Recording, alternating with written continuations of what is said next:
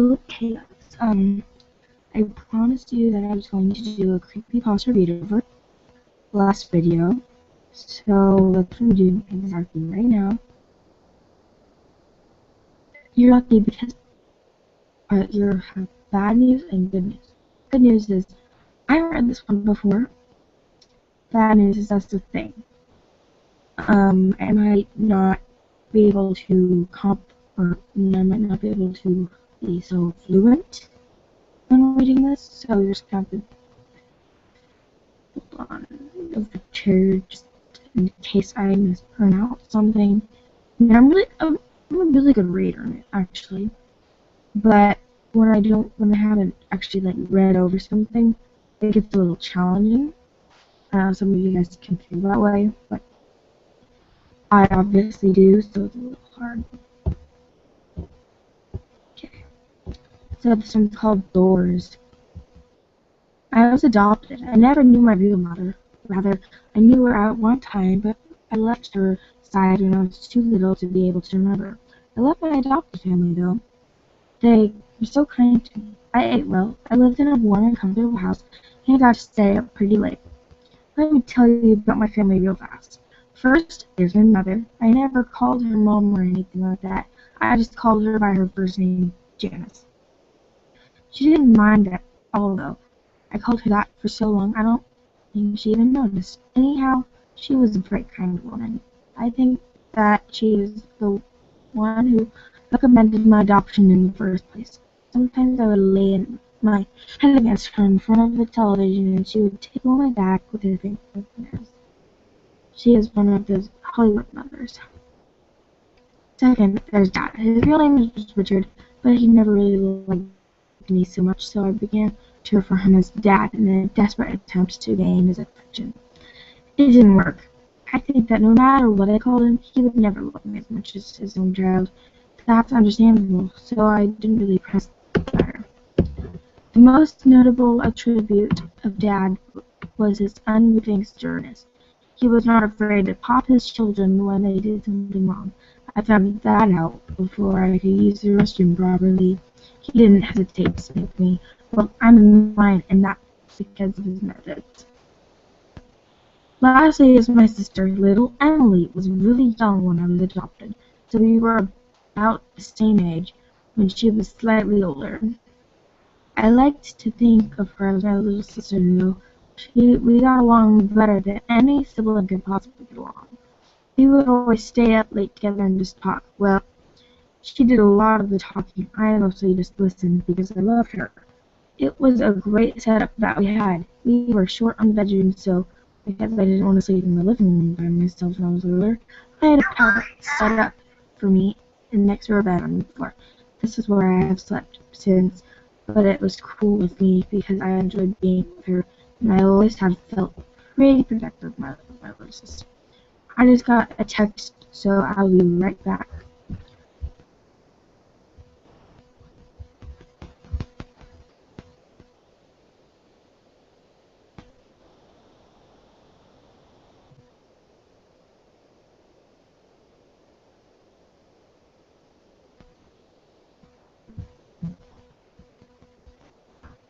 Okay, so we basically hear that I got a text, or you got a text or something. That means that I have a text, so I'll have to pause real quick to make sure you get it. Hopefully you don't mind. Okay. Everything changed on a horrible Wednesday night. I was at home taking a nap when little Emily opened the front door. The sound of the door opening pulled me to a state of consciousness, and I walked from the room down the hall to the living room. That's when I first remembered it was Wednesday. I was never any good at keeping track of what day it was. Actually, I'll just go ahead and say it. My sense of time was horrible, but nevertheless I knew it was Wednesday because Emily had just come home from her church's youth group gathering.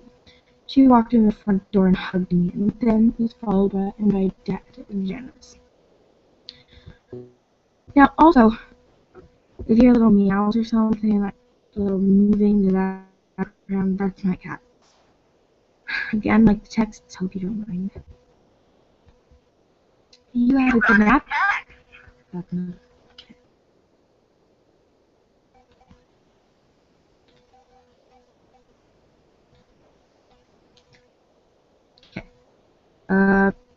Janice said teasingly as she ruffled at my hair. I just shook my head away and snorted in a manner that clearly expressed that I was teasing back with her.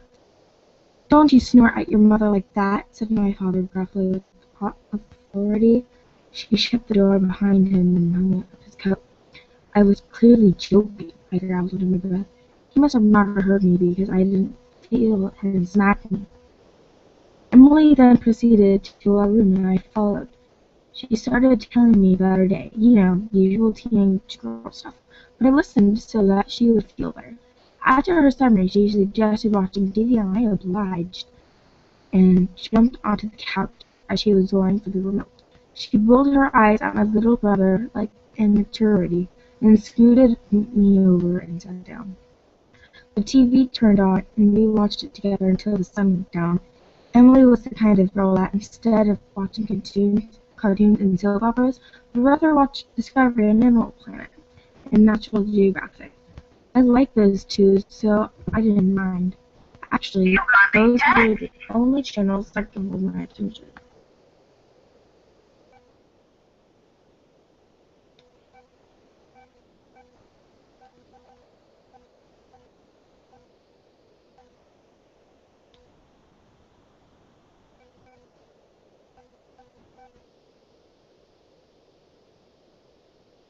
So it got late, and Janice walked up behind the sofa. "Emily, it's past your bedtime."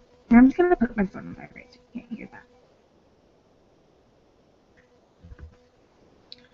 "Okay, Emily, it's just past your bedtime. Turn off the television and go to your room. You too," she pointed at me. Emily turned off the program we were watching grudgingly and stood up. She started down the hallway to our room. As I followed, I couldn't shake the feeling that something wasn't right. We went into our room, and Emily turned off the light. Just as she did, I caught a flash of moonlight out of the corner of my eye. It was out the window, but as soon as I redirected my line of sight to where the window was no longer in my peripheral vision, what it was that I thought was gone. I still remained alert for my sister's sake. I lay there in the darkness with nothing but the thin ray of light from the street lamp outside to illuminate the room. It wasn't much. Time and time again, I could have sworn that I heard subtle sounds just out the window, a twig break, leaves crunching, clothes jostling, and all the while I could smell a faint stench of sweat and blood. I kept my eyes open most of the night. The sounds outside subsided, and the smell left my nose. I began to feel at ease. My eyelids closed. No longer after that I heard a very loud crash on the other side of the house. I was up in an instant. "There's someone in the house!" I barked with extreme adrenaline coursing through me. "Wake up!" I shrilly pleaded with Emily. She did, and as soon as I saw her sit up, I ran to my parents' room. Dad was dead. His neck was splayed open and gaping as blood spilled out of it, off of the bed, onto the floor. I saw that the master bathroom's door was closed, and just before it, on the outside, was a man. A man I don't feel comfortable calling it that. He was very large and rugged. He turned around and saw me, and that's when I saw him accurately for the first time. I won't forget it. His eyes were large and beady and trapped lust. He was styling a beard that was badly unkempt, with blood dripping off.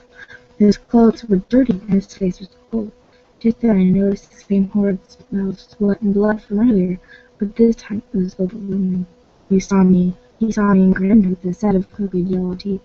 That smile threw me off. I thought that I was going to die, but then he turned back to the bathroom door, completely unperturbed by my presence. I was terrified and didn't know what to do. Didn't know what to do. I just yelled and cried. I watched as he shouldered through the door that was my mom's only protection. I watched as he raised the large razor that he was carrying, but he had obviously neglected to use properly. I watched as he sliced her open and tore her to shreds. I then heard something, the last thing that I wanted to hear. It was Emily's scream coming from behind me. I had to pause.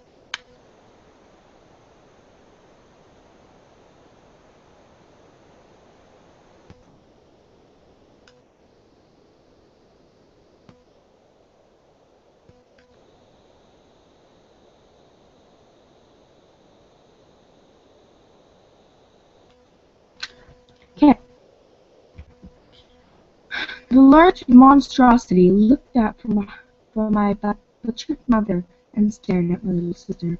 I was distraught. He stood up and quickly started walking toward us. My sister turned and ran, and I was at a loss when he bypassed me and went straight after her. Why was he still in the house? Had he not assessed the situation and ran? Apparently not. And now she was dead, and I was alone. I ran after them both. I expected the man to kill her as he had the rest of my family, but I was sadly mistaken. He grabbed He grabbed her by the arm and jerked her away to make it clear that he was in control. He dragged her through the house. I was making all of the noise I could now, hoping and praying that someone would come to my aid. He mustn't take her, not her. As he passed me, I backed against the wall and whimpered with terror. Why? He didn't respond except by putting his free hand on my head while Emily screaming in the other and saying, "Good boy." He gave another crooked grin and a very cold, unnatural laugh. I followed him to the door where he dragged my helpless sister after him. He opened it, pulled her out, and slammed it shut behind him. I am now sitting in the house with my mutilated adopted parents, shivering and whimpering with dismay. He's out there with her, doing who knows what to her, and I can't do anything. I would if I could, but I can't. I would chase after him in a heartbeat, but I can't. I sit here, looking at the front door. I look down at my paws, if only I could open doors. Oh, now I see he's a dog.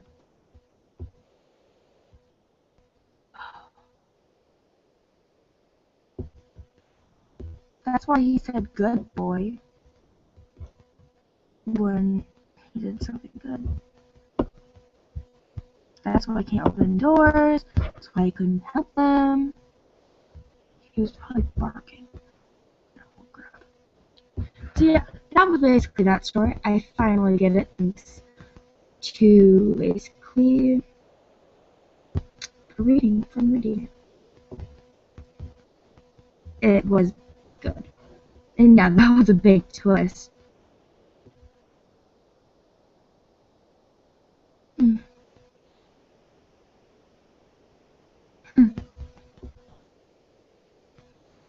I know. It's not very scary, it's just the plot twist. I'd rather creepypastas should have plot twists or should be really creepy.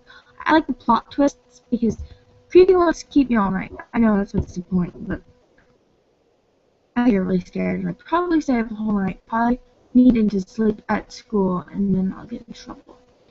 So basically, there's that creepypasta. I'll do another one pretty soon. But there's that. Thank you all for watching, and I'll see you all later. Bye!